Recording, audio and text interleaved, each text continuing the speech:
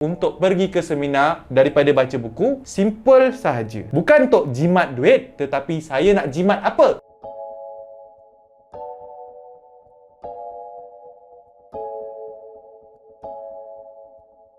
Selamat datang ke channel YouTube Dr. Adam Zubir, Doktor Kewangan Anda. So, kali ni saya nak ulas satu statement yang saya nampak lah. Anda pun mungkin pernah nampak statement ini, iaitu baik baca buku daripada pergi seminar, jimat duit. Dan sejak kebelakangan ini nampak banyak lah komen-komen ni disebabkan oleh ada satu video viral yang berkenaan dengan bisnes jual air liur dan sebagainya itulah. But kali ni saya nak just ambil this statement ni. Baik baca buku daripada pergi seminar, jimat duit. First thing first, saya setuju dengan statement ini. Memang lebih baik baca buku sebab anda dapat jimat. Betul, memang dapat jimat duit. Tidak ada masalah pun dengan statement ini. Baik baca buku daripada pergi seminar, jimat duit. Tak ada masalah. I have no problem. In fact, saya bersetuju pun dengan statement ini. Cuma, ada cumanya. Cuma, kita kena tengok siapakah orang yang cakap statement ini. Orang yang cakap statement ini tu, dia siapa? Satu, sama ada dia ni betul ke dia baca buku? Satu, dia ni betul ke baca buku? Sebab kadang-kadang kita ni cakap je, pandai. Tapi buat belakang cerita lah kan. So cakap, senang lah. Memang senang baca buku. Tapi nak baca buku ni bukannya semudah yang disangkakan. Satu, tak ramai orang pun dekat Malaysia ni yang minat baca buku. Siapa sini? Honestly.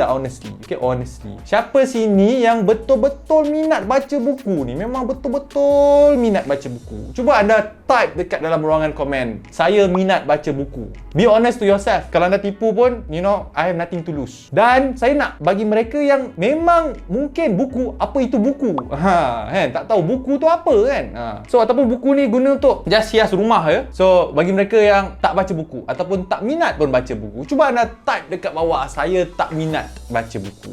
Dan anda boleh decide lah mana satu yang lebih banyak. Sama ada yang baca buku ni lebih ramai ataupun yang tak minat baca buku ni lebih ramai. Saya yakin rata-rata majoriti orang tak minat baca buku. Terutamanya zaman sekarang. Kenapa saya cakap terutamanya zaman sekarang? Sebab kita hidup dalam zaman social media. Orang tak minat baca buku dah sekarang ni. Orang minat buat apa? Orang minat menari TikTok. Kan? Atau kalau tak minat menari TikTok pun orang minat scroll social media. Itu yang ramai orang minat buat. Bukannya nak baca buku. Dan memang rata-rata daripada kita pun tak ada masa pun nak baca buku. Sebab dunia sekarang bergerak dengan begitu pantas kan. Tahu-tahu dia dah setengah tahun, tahu-tahu dah habis tahun, tahu-tahu dah tahun baru. Cepat sahaja kan. Berapa kali saya rasa, ni pengalaman saya sendiri, saya rasa macam kita baru je habis raya, dah nak raya dah kan?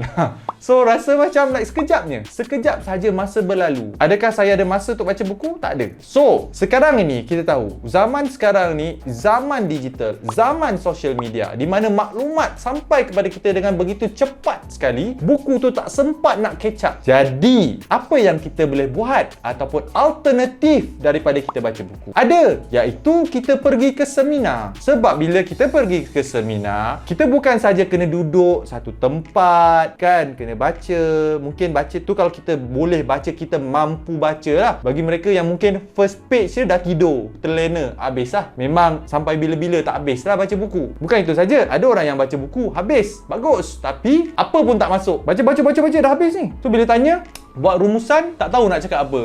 Entah kan. Hilang begitu saja. Tak kebazir masa. So orang macam saya, saya dah kongsikan lagi saya suka kongsikan pengalaman saya sendirilah. Saya baca buku.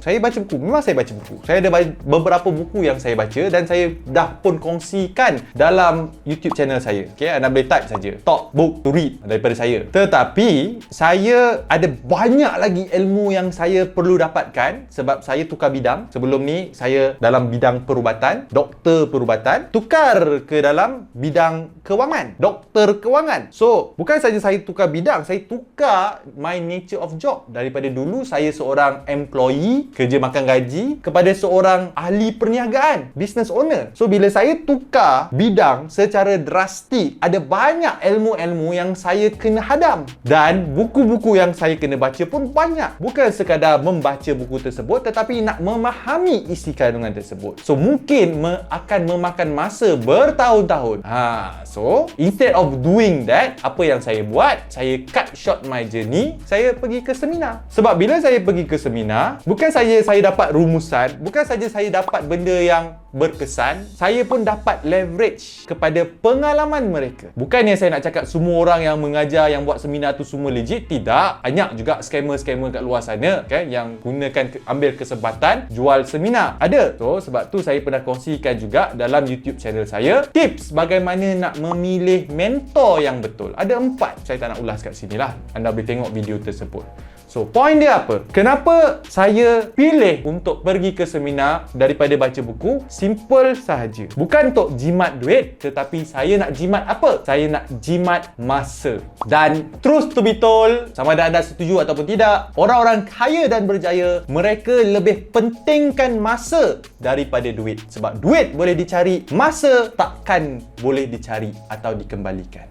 Itu saja daripada saya, dan jika anda belum lagi subscribe YouTube channel Dr. Adam Zubair, pastikan anda subscribe supaya setiap kali saya release video baru, anda akan dapat notifikasi. Dan jika anda nak belajar lagi tips-tips kewangan yang lain seperti pelaburan ASB, kredit kad, kereta, rumah, emas, saham dan macam-macam lagi, senang sahaja pergi ke YouTube.